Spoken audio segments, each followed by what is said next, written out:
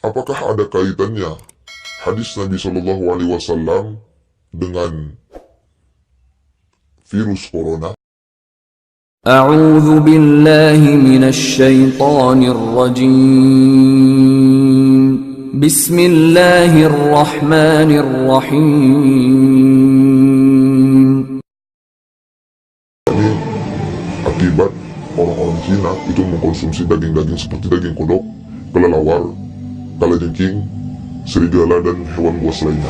Nah, kita tak ketahui bersama bahwasannya sudah banyak orang-orang Cina yang telah meninggal dunia akibat virus ini. Virus ini merupakan virus yang mematikan. Dan dikabarkan juga bahwasannya virus ini telah menyebar ke Indonesia. Yakni sudah ada 2 pasien yang sedang ditangani oleh para medis, yakni di Bandung dan di Jambi. Nauzubillah, semoga kita terjauh dari virus ini. Jadi virus ini disebabkan karena menurut para ilmuwan penelitian bahwasanya virus corona ini terbuat karena kandungan yang ada di dalam kodok dan kelelawar. Sedangkan orang-orang Cina itu mengkonsumsi kodok, kelelawar, hewan buas lainnya untuk dimakan. Keseharian orang Cina itu memakan hal-hal yang seperti itu, memakan hewan-hewan seperti itu. Ya, kita ketahui bersama bahwasanya kebanyakan dari orang-orang Cina itu Cina komunis. Jadi mereka banyak yang tidak beragama. Sebagai seorang muslim, sebenarnya sudah berabad-abad tahun yang lalu Allah sudah mengingatkan kita melalui hadis Nabi Shallallahu Alaihi Wasallam. Pada hadis sahih yang diriwayatkan oleh Ibnu Umar, diceritakan bahwa Rasulullah Shallallahu Alaihi Wasallam melarang kita untuk membunuh kelelawar. Apa pasalnya?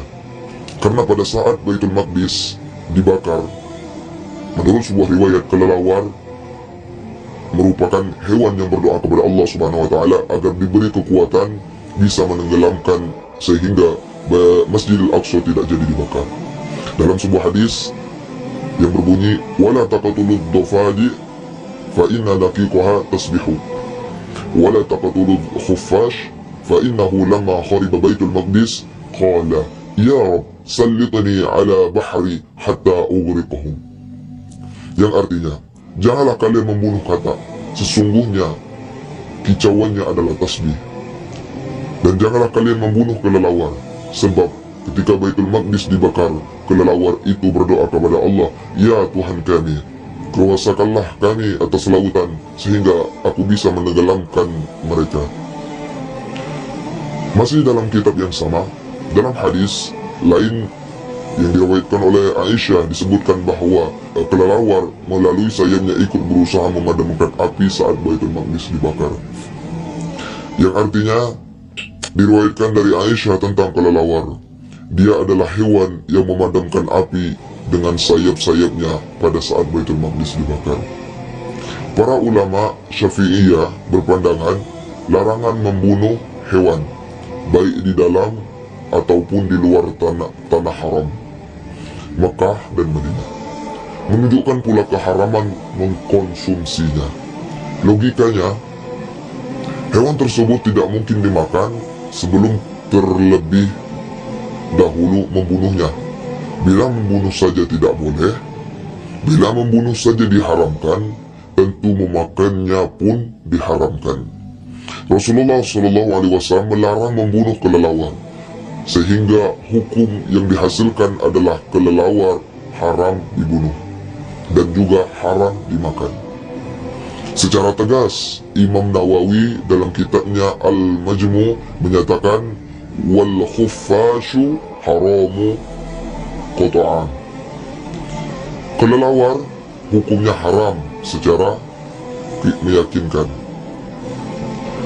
Hal senada diungkapkan dalam kitab Hasyiata Qalyubi wal Umairah sebagai berikut, yang artinya dikatakan al-akhutaf untuk sejenis binatang kelelawar, yaitu al-watwat, hukumnya juga haram.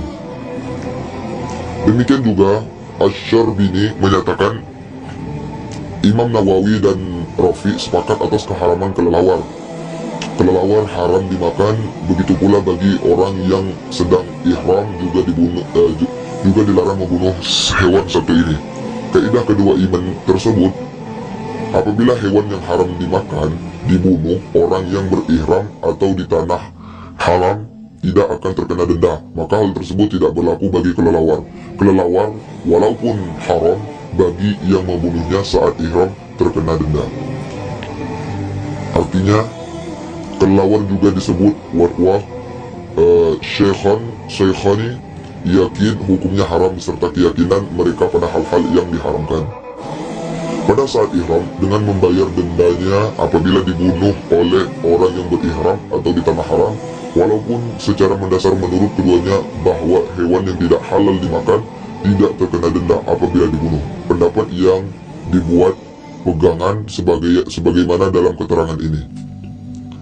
Dengan demikian dapat disimpulkan bahwa hukum membunuh dan memakan kelelawar adalah haram. Hal ini juga berlaku baik bagi orang yang sedang ihram ataupun sedang tidak berihram. Wallahu a'lam bishawab. Nah, saudara-saudaraku, berdasarkan hadis tersebut, bahwasanya Allah Subhanahu wa taala telah mengingatkan kita melalui hadis Nabi Shallallahu alaihi wasallam bahwasanya kita haram untuk memakan kelelawar katak.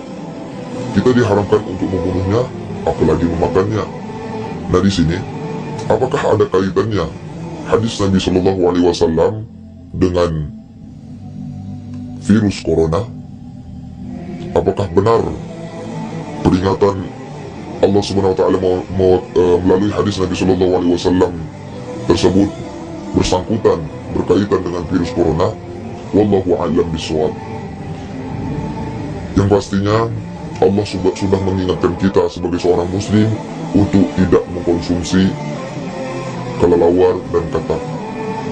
Karena setiap apa yang dilarang oleh Allah dan Rasulnya itu pasti mempunyai manfaat, itu pasti mempunyai mudarat. Apabila kita melanggarnya, itu pasti mempunyai mudarat. Apabila kita meninggalkannya, itu insyaallah akan bermanfaat bagi kita. Jadi, apakah ada kaitan? Apakah ada bersangkutan virus corona dengan hadis Nabi Shallallahu alaihi wasallam?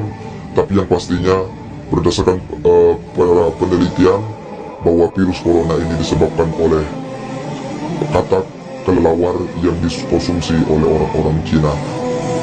Nauzubillahi min dzalik. Semoga negara kita orang-orang muslim terhindar dari virus tersebut. Amin ya rabbal alamin.